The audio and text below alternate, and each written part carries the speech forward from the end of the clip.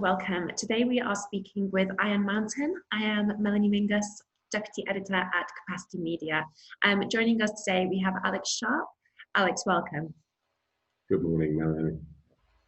Now, to give our viewers some context, can you please tell us a little bit about Iron Mountain data centers? Yes, certainly. So Iron Mountain Data Centers is obviously the data center offering within the Iron Mountain group.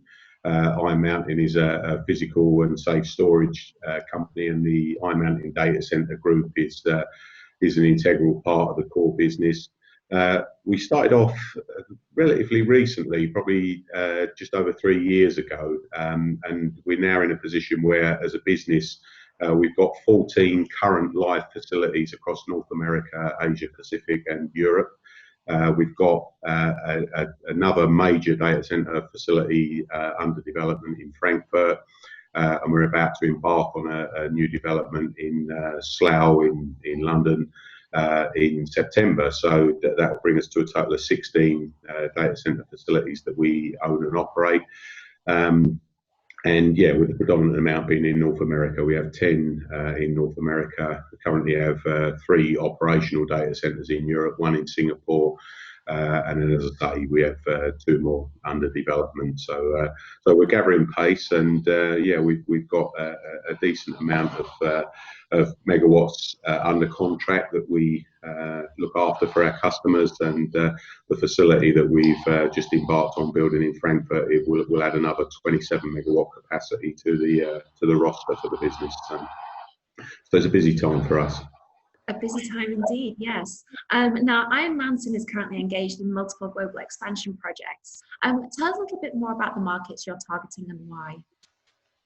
Yeah, certainly. So obviously our core market is North America. We have 10 facilities there currently. So in terms of expansion in North America, we've bought very well in terms of the sites that we own and operate. So we look at a campus approach in North America. So certainly our 2 flagship sites being North Virginia in Manassas and also Arizona, our Phoenix facility. So with those, we've got the ability to expand and to build more facilities there. We currently have 2 data centers on each site, and we have big expansion plans for those. So most of our expansion in North America, I think certainly over the next year to 18 months, is going to be around our existing campuses and developing out our facilities. So we have a really decent facility in New Jersey as well, which is the old New York Times print works that we're in master planning at the moment to deliver some significant capacity there in response to market demands.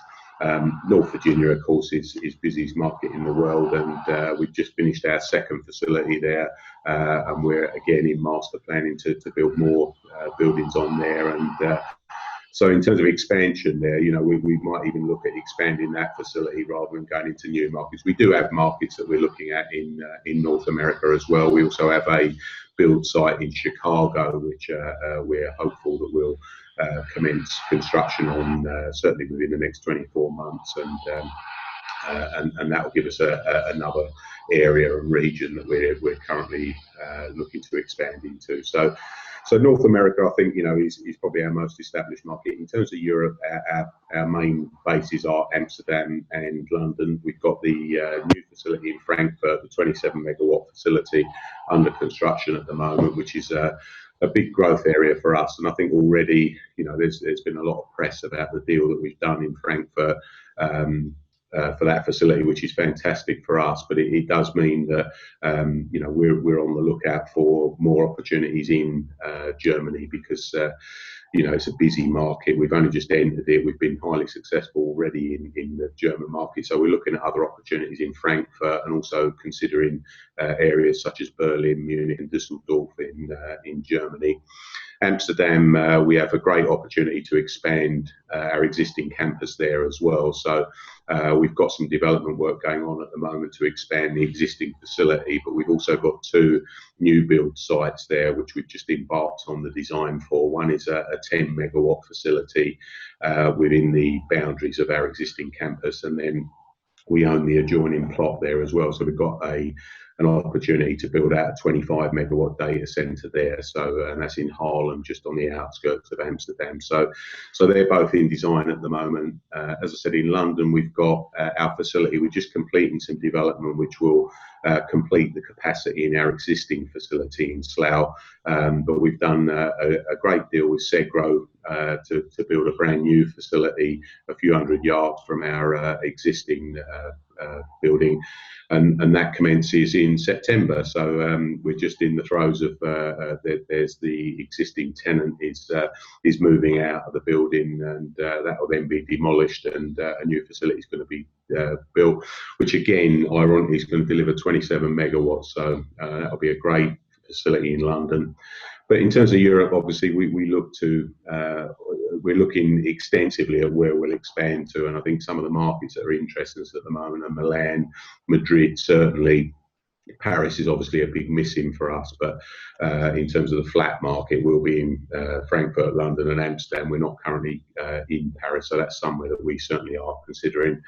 And also looking at some of the emerging markets, so areas like Poland and some of the Nordics as well, in terms of the cooling benefits that are available there, because I think the sustainability piece is particularly important to us. So that's certainly a consideration. And then in terms of Asia Pacific, we have one facility currently in Singapore, which is, again, we're just in the middle of some development works there that will complete that facility. And we're looking at aggressive expansion in Asia Pacific, and two regions that we're actively expanding into at the moment are Hong Kong and India. So they're areas that we are moving forward on at the moment, and equally, you know, we have an eye on Indonesia and some of the other markets out in Asia Pacific as well, which will, you know, in the fullness of time, we will fully explore those as well. So our expansion plans, you know, will take the form of either acquisitions, investments in existing businesses, or acquisitions of new sites that we can build out as green or brownfield sites. So again, you know, an incredibly busy time for us. And I think one of the areas where we really benefit from being part of the Iron Mountain group, the wider group, because it underpins the finance and investment that's required for these expansion programs. So yeah, I think we're very fortunate to be part of the group, and to benefit from that security there as well. Fantastic. So what do you consider to be the drivers behind the explosive growth in data center developments? Yeah, it's interesting, isn't it? I think everyone automatically responds hyperscale, and certainly I think that's got a lot to do with it. And I think from our point of view, when we started the business, we hadn't done any hyperscale deals, and that's changed at the back end of 2019, 2020, and we're now active in that market. And certainly, I think the hyperscale, the aggressive demands that those guys have, which is of course driven by us, the consumer, is the main reason for the explosive growth. But I think if you think about it, everyone now is focusing on sustainability and on environmental issues as well. And I think rather cruelly, a lot of the initiatives that are being championed for that, so things like electric cars, you know, doing Zoom meetings instead of air travel, all of those in one area reduce carbon footprint, but of course they drive more traffic through data centers, which of course then means that data centers are consuming more energy, you know, producing more carbon, etc., etc. So I think a lot of the initiatives that are being driven for sustainability reasons are driving the demand. And also, of course, us as a consumer, you know, when we go on our phone to check our balance on our bank, we want to see it immediately. You don't want a 10-second wait while it's buffering and checking information. So I think the speed and the urgency that we need, you know, the advent of online shopping and how much more, you know, time that we all spend online, cloud services, etc. Almost everything that we do now requires internet bandwidth. You know, smart buildings is another one. It's a great way of controlling the buildings, making sure that they're as efficient as they can be, but it drives a massive amount of traffic through the internet. And of course, I can't see any of that changing. You know, we've got edge deployments now that are starting to become more prevalent, where people are starting to look outside of the main city centres to try and expand the reach of the internet and provide better coverage. And again, that all has to be driven through data centers ultimately and linked back to central hubs. So hyperscale certainly is the first point that's driving it, but I think there's a lot of other factors that are coming in, and from our point of view, it's great for business, it really is, but of course we've got to make sure that we are being very mindful of the impact on the environment and the sustainability initiatives that we all need to be driving to make sure that this increased traffic, this increased energy requirement is being done as sympathetically as we can to environmental causes. Excellent. Just building on that point about sustainability, do you see changes in customer demand based on sustainability, and how is that influencing data center construction and development?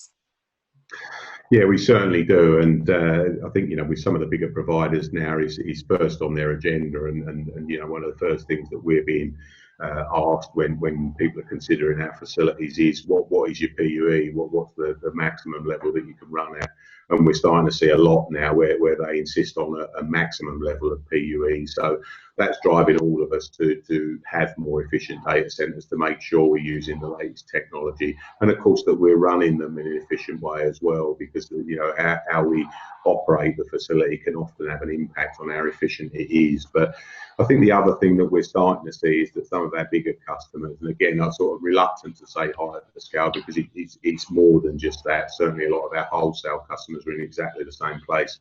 The way in which they manage their computing and streamlining their practices is really starting to make a massive difference, because we can have the most efficient data center in the world, but if we're putting aging racks and racks that are not very efficient into those data centers, they're still going to consume an awful lot of power. So a lot of our customers are now looking at technology that in some instances they can put one rack in that replaces 6 that previously would have been in its place. So from that point of view, the computing practices you could argue is probably more important than the efficiency of the data center, because it allows us then to put really efficient air management systems in place around those racks. It means that we can do it in a smaller footprint as well, which again makes the air management a lot easier to control.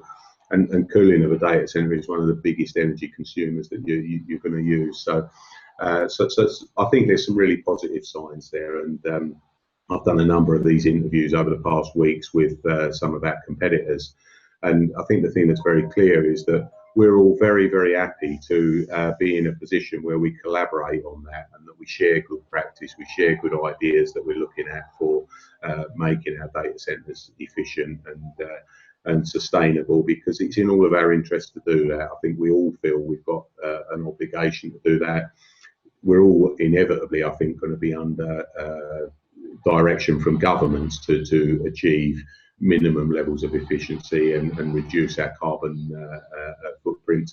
And so from our point of view at Iron Mountain, it's certainly a position where we want to try and get ahead of the curve and do that before it's being directed by government. We want to do it now because it's important to us, it's important to our customers, and we want to drive to a position where we target being carbon neutral, but then go beyond that. There's no conceivable reason why we couldn't end up being carbon negative, and certainly to that end, if you're going to do that, it can't just be compensatory measures like buying green power, which of course we do.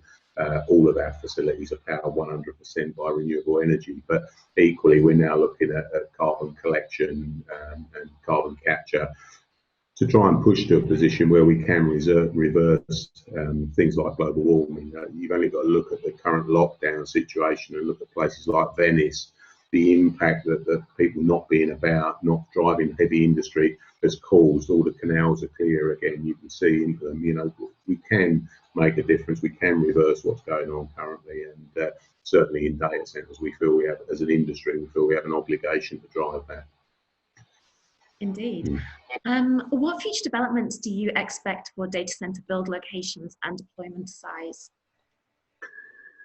Yeah, it's a really interesting question. So I think data center construction will carry on unabated, and I think it's quite interesting the way that we've really powered through the COVID-19 situation. Most builds have continued, some have been slowed slightly. There are some impacts to manufacturers of the equipment that's being delivered, with lead times going out slightly, but in the main I think it's fair to say that all of my counterparts and colleagues in other companies, conversations I've had with them, we've all managed to keep our construction projects going. So I don't think there'll be any abatement to that. I think construction will carry on significantly.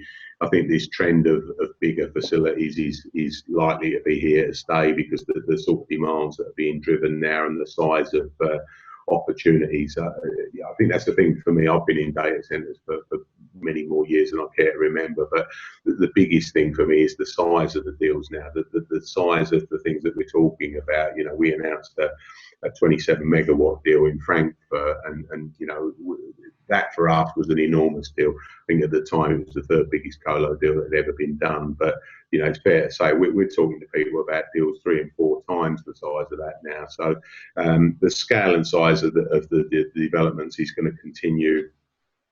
Power is going to be an issue, and I think it's going to drive us to a position where we have to look at alternatives now. We can't just be solely reliant on the grid.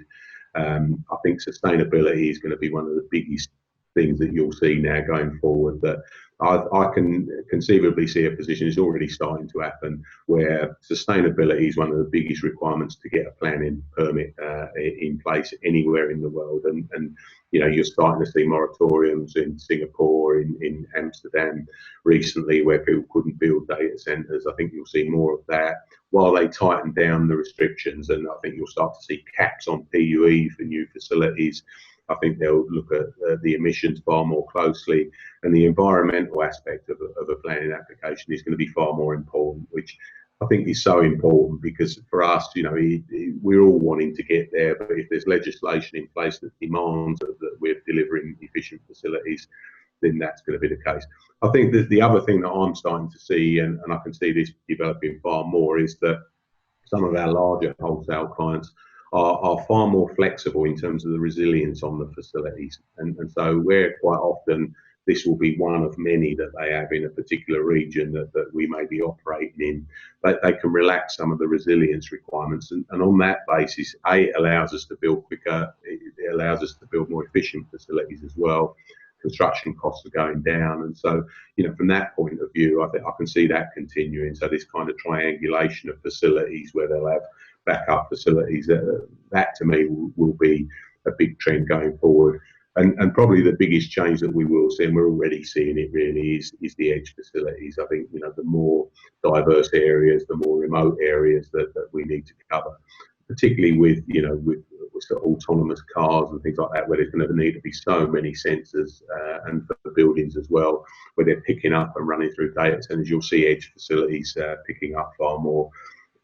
And I think that's, for us at Iron Mountain, that's a great thing, because we, being part of the wider group, as a group, we have 1,500 facilities globally. So our footprint is far and wide, and we have a great number of facilities.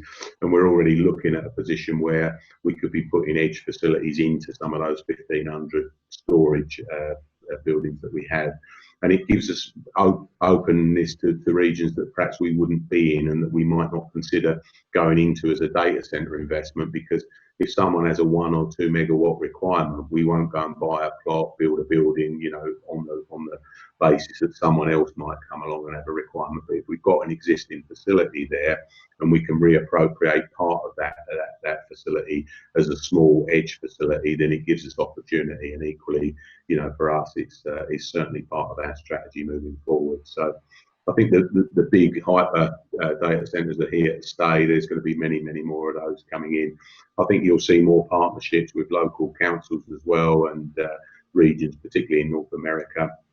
And I can also see probably some alignments coming in with some of the power companies, because some of the supplies that we're talking about to facilities now are, you know, would power small towns, and so inevitably I think we're going to see a position where there's more joint ventures with power companies, and certainly with some of the bigger customers as well. So I think some really exciting times ahead. But you know, for me, the overrider to all of that is that we've got to do it efficiently. We all want to make sure that we have a positive impact on the communities that we're operating within, and that we're minimising impact to the environment.